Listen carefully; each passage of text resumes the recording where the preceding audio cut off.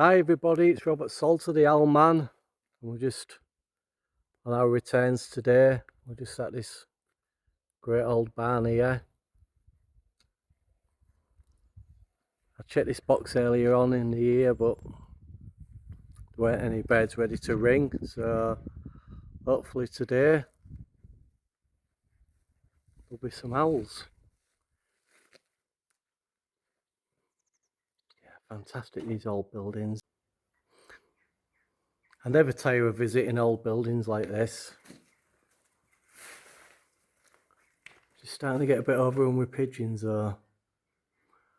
But we'll go up and we'll have a look and see what's inside.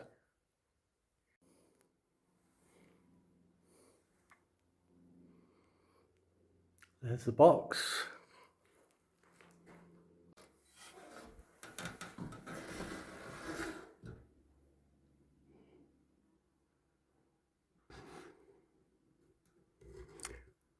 Looks like we've got another brood of 4 in the box.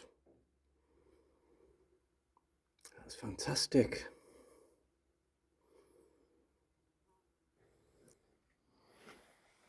Right, here we go. There's the first one.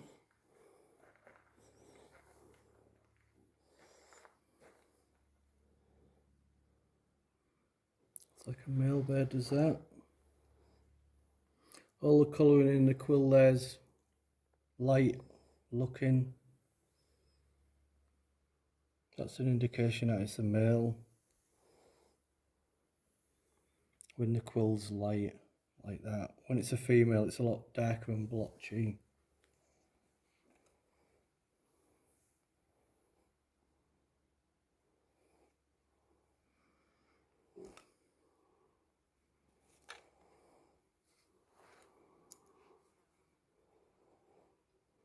This one's asleep here.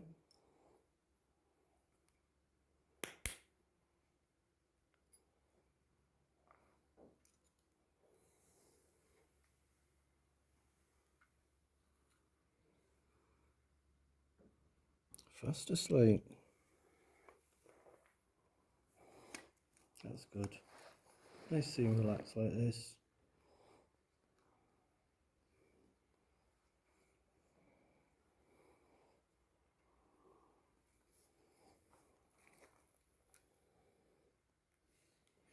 $12mm.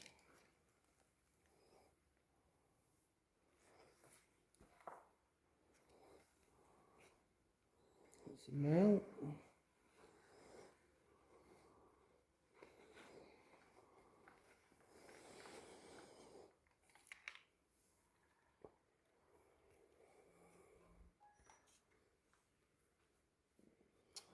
So that is 355 grams.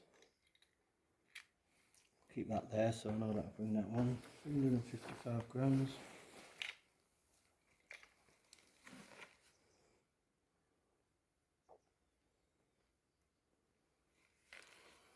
That's that one done. Second one.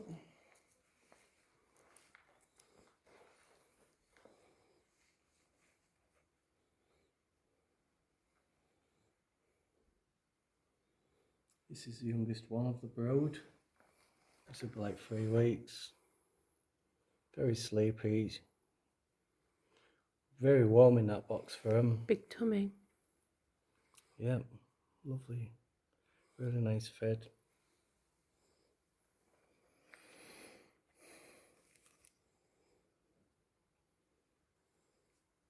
But yeah, it's 35 years I've been conserving these barn owls now, and I've been into barn owls all of my life. Right from being a small child. I was brought up in a house full of books, and a lot of the books was all wildlife, nature books. And I remember seeing, illustrations of barn owls in books and just being, absolutely fascinated by them. So the first barn owl I probably would have seen would have been, in one of the old Ladybird publication books. And then when I was maybe 10 or 11, I used to spend a lot of my time on the Ulster Wivensey railway line. which was just meadows everywhere, ancient hedgerows. It was an absolutely fantastic place to grow up as a child. I started seeing barn owls when I was roughly about 11, 12. It's hard to say exactly when it was that I first saw my barn owl, but I've just been absolutely obsessed with them ever since.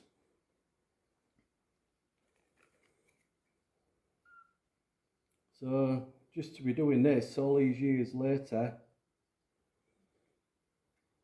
is just absolutely fantastic.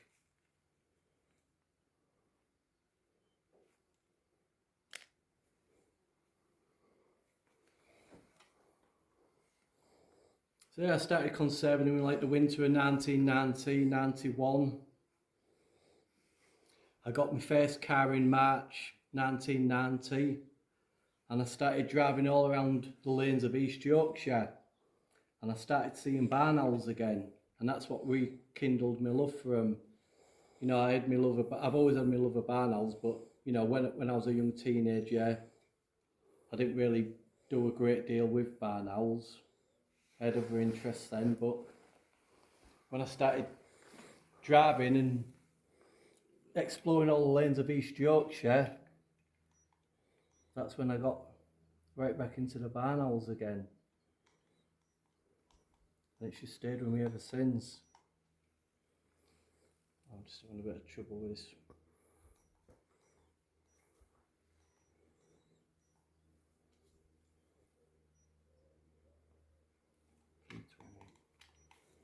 $320, that the second one, 320 grams.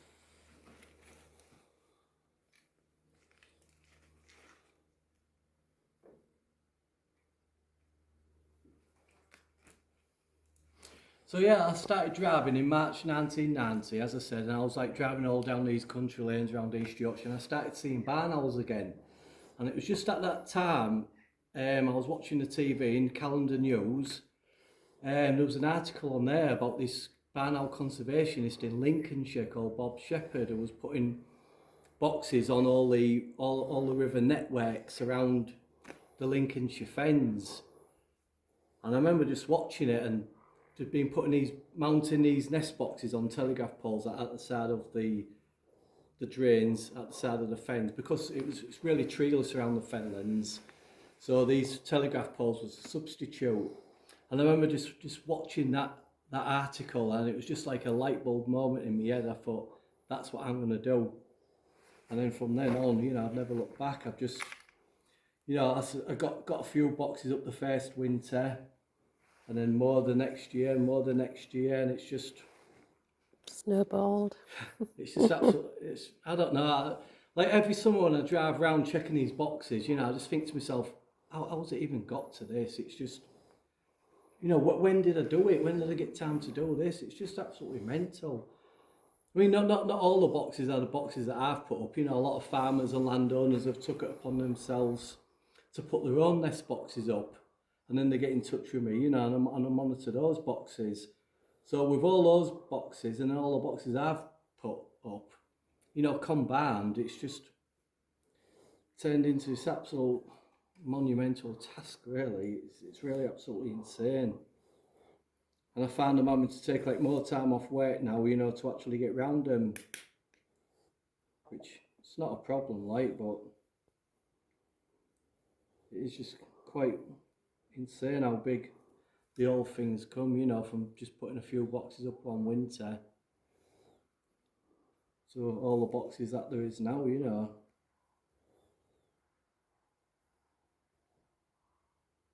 This is the eldest one of the brood. It's 25 millimeters.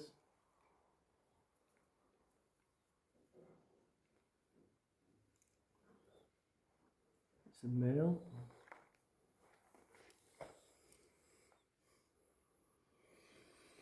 But yeah, it certainly takes a lot of time, you know, doing it, but I won't swap it for anything, you know. It's just the greatest thing ever, just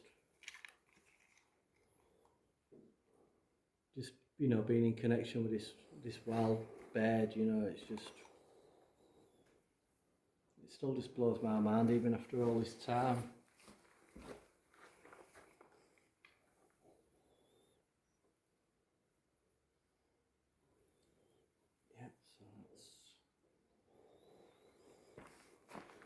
455, that one.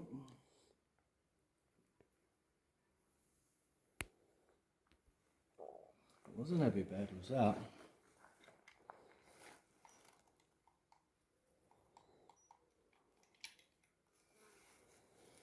That's 3 of them done. Last one.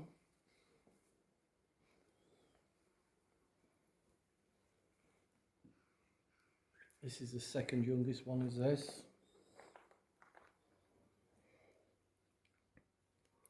Beautiful, look at that. Just amazing.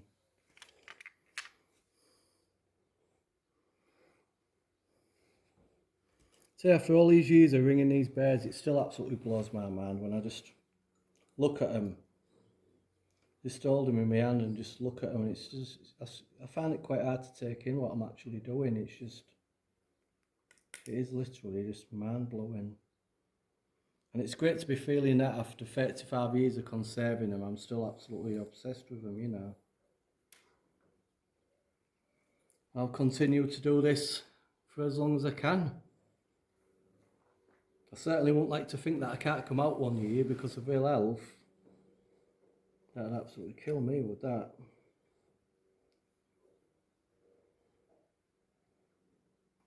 That's 15p.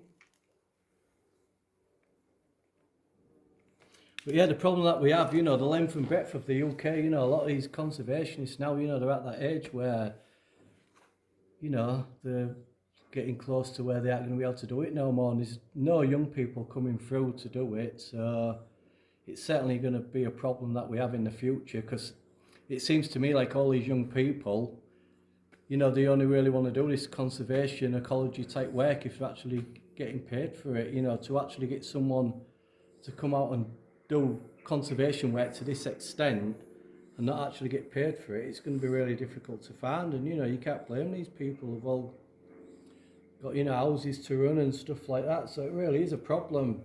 And I think the only way that we will get conservation is doing work like what I'm doing here in the future, is to actually pay these people.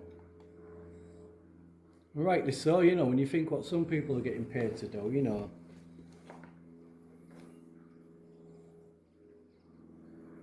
But it's got to come from me, you know what I mean? Not from me. You can't just do this job just because you get paid for it. You've got to do it because you love doing it. No passion. Yeah. That's 290.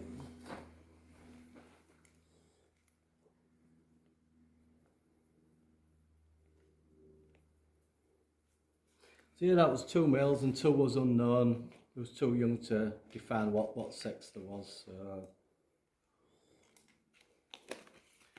yeah, that's another 4 done. So that's a total of 10 up to now. We've got 1 more box to go to, and hopefully there'll be something in there.